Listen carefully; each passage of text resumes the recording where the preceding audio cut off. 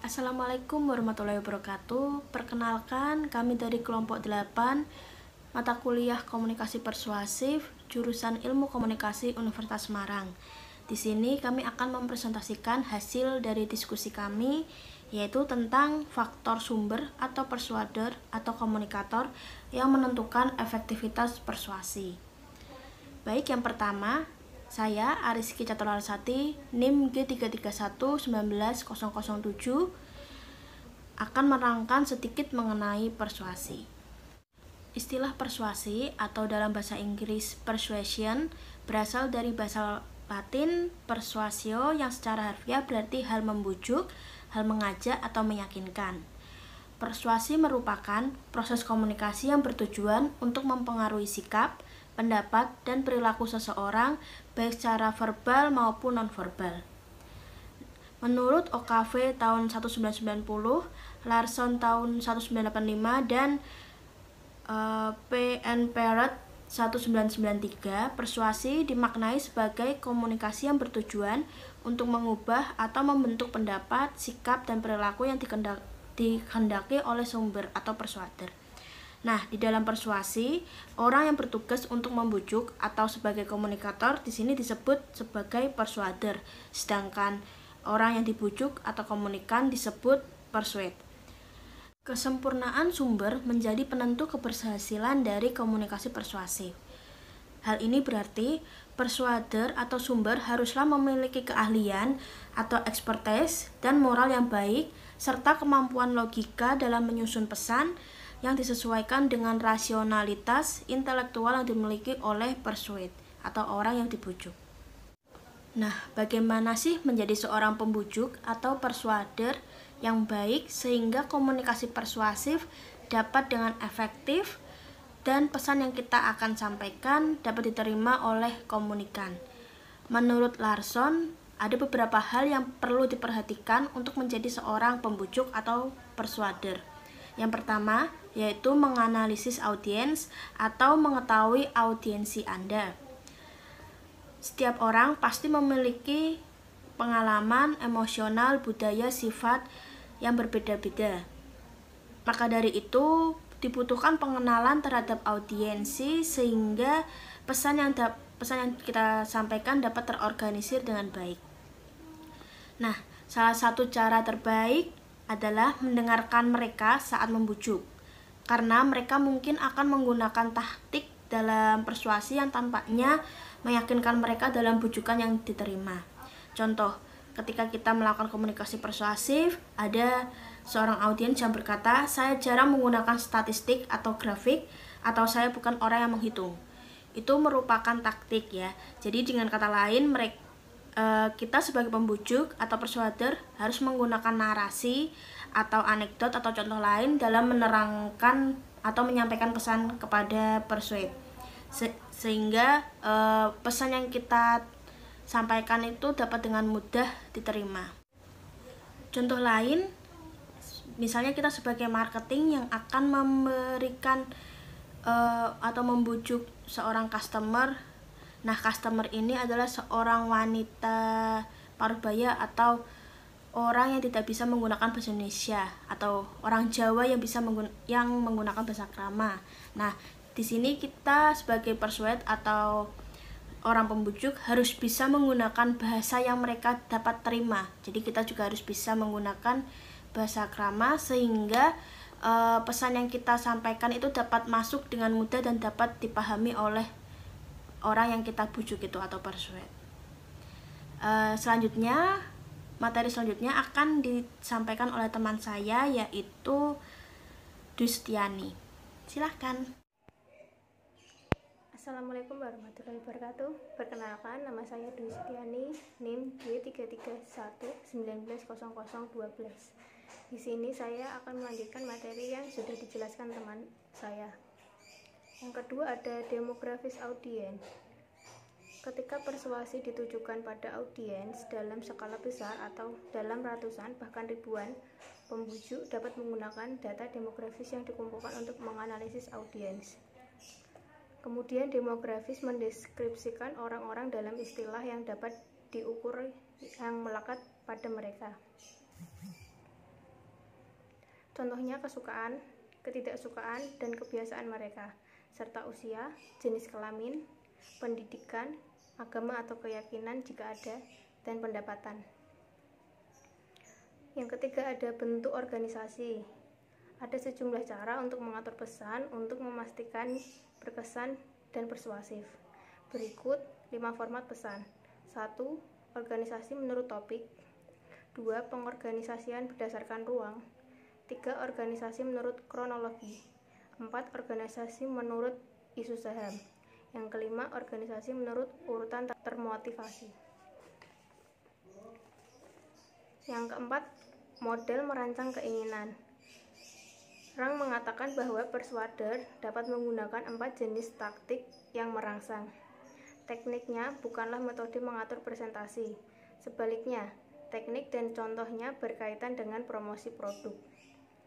1. Menjanjikan keamanan atau perlindungan audiens. 2. Memotivasi kebaikan. 3. Berkaitan menghindari kemungkinan buruk atau hal buruk. Yang keempat, saran penyelesaian masalah. Kemudian yang kelima ada bentuk bukti.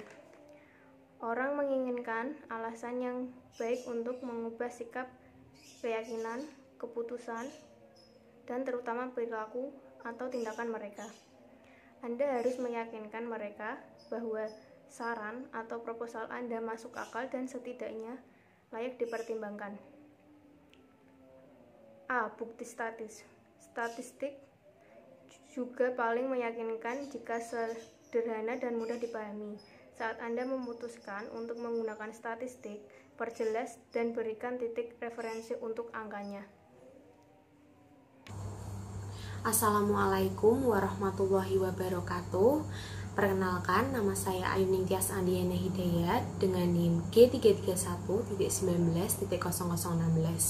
Di sini saya akan melanjutkan materi dari teman saya, yaitu narasi dan anekdot.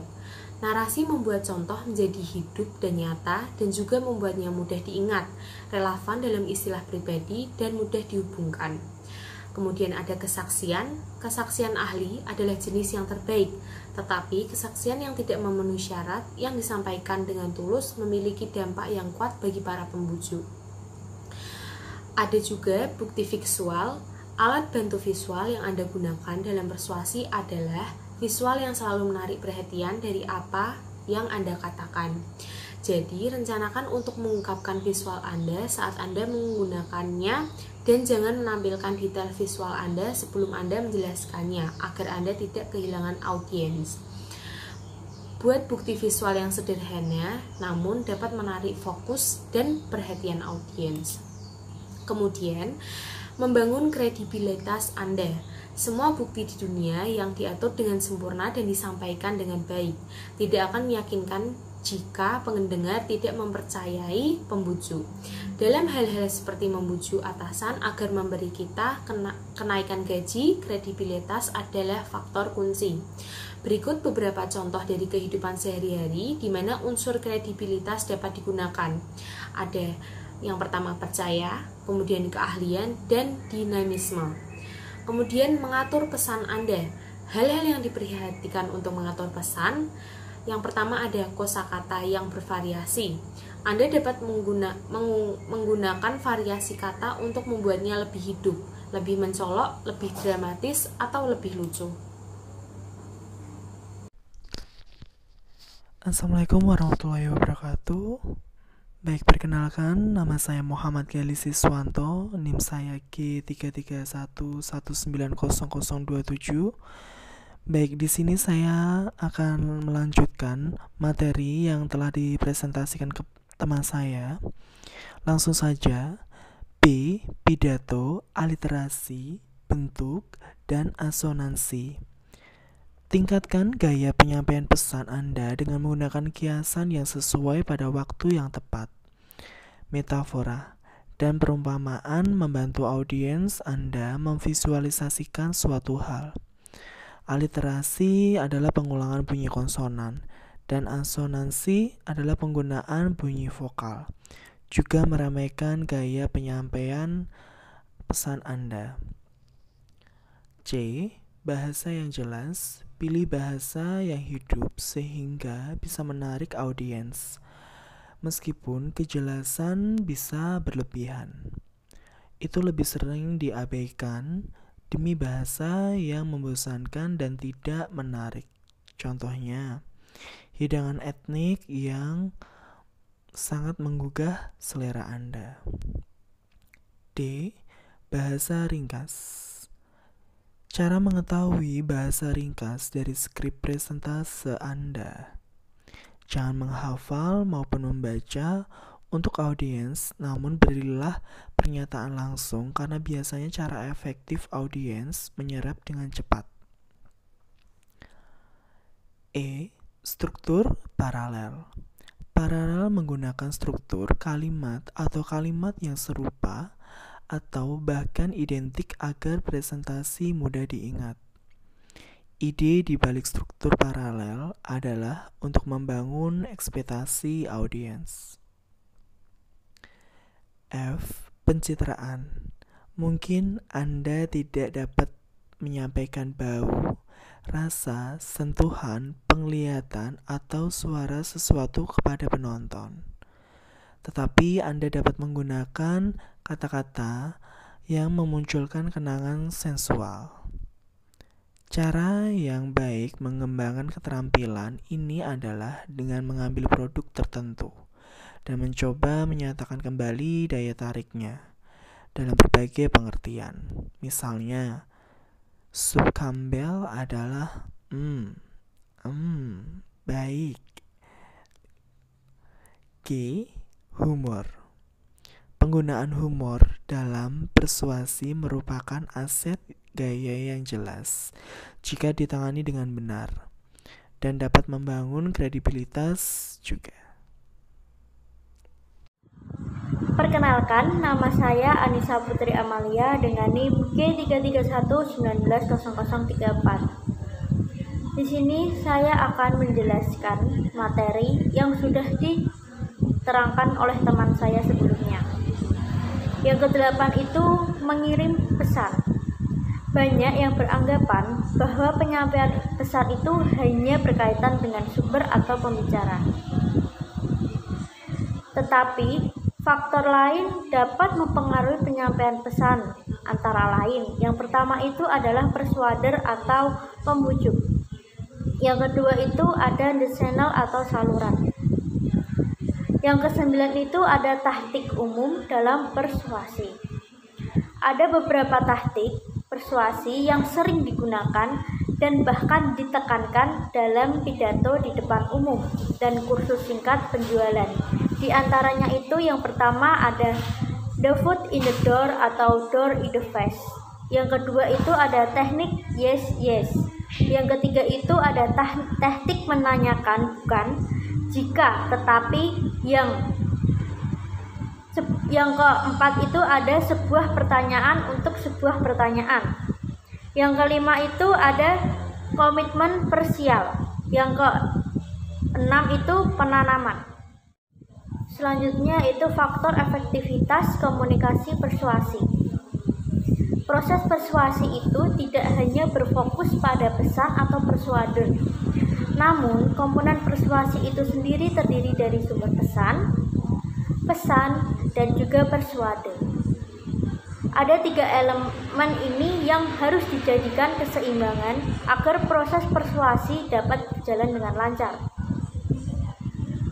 Terdapat 3 komponen sikap dalam mengubah perilaku seseorang.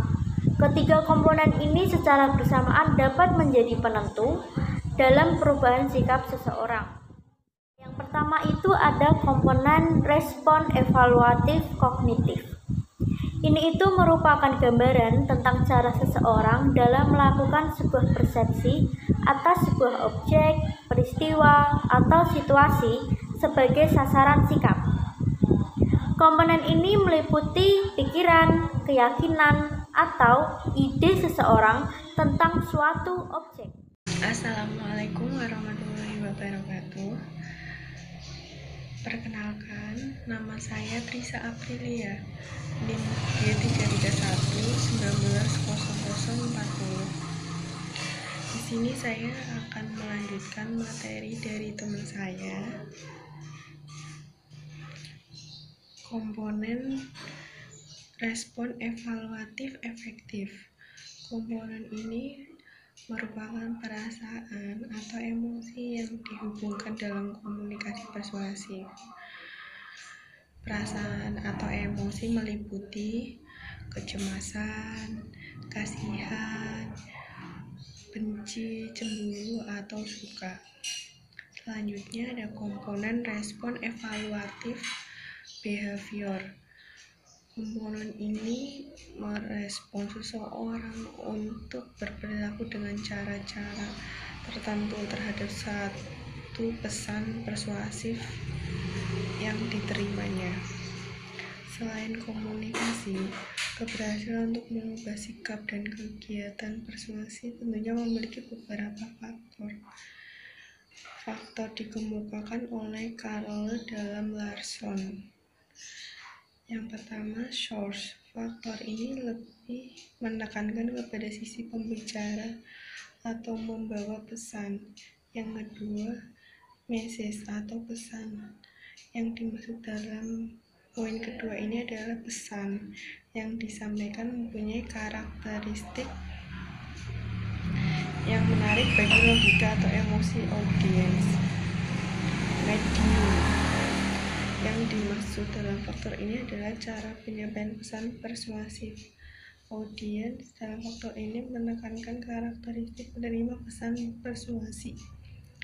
Elaboration Like Role Model atau ELM. Teori ini dikemukakan Richard E. Petty dan John Capio, di mana teori ini menjelaskan di mana seseorang memproses pesan komunikasi yang dilihat sehingga menimbulkan sebuah sikap setelah memproses pesan tersebut. Dalam teori ini terdapat dua jalur. Pemrosesan pesan yang dapat mengubah atau membentuk sikap dan keputusan seseorang. Perkenalkan, nama saya Alvina Ulia Ramadhani dengan NIM G331190047. Di sini saya akan melanjutkan presentasi yang sudah disampaikan oleh teman saya. Di sini ada rute pusat atau central route, di mana tanggapan seseorang secara komunikatif akan menghasilkan perubahan sikap yang menjadi penentu hasil komunikasi persuasif.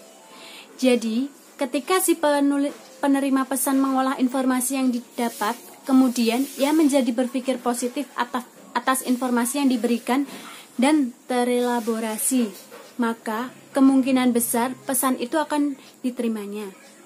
Yang kedua, jalan pinggir, peripheral route. Ada 3. Yang pertama, berbeda dengan rute sentral. Rute ini menawarkan jalur pintas untuk menerima atau menolak sebuah pesan. Yang kedua, si penerima pesan tidak butuh ketelitian dalam menerima atau menolak pesan karena tidak memerlukan faktor. Yang ketiga, faktor yang dimaksud ialah faktor yang berkaitan dengan karakteristik lingkungan pesan, seperti halnya kreativitas sumber pesan, kualitas secara penyampaian pesan, dan daya tarik sumber pesan. Yang kedua ada kualitas argumen.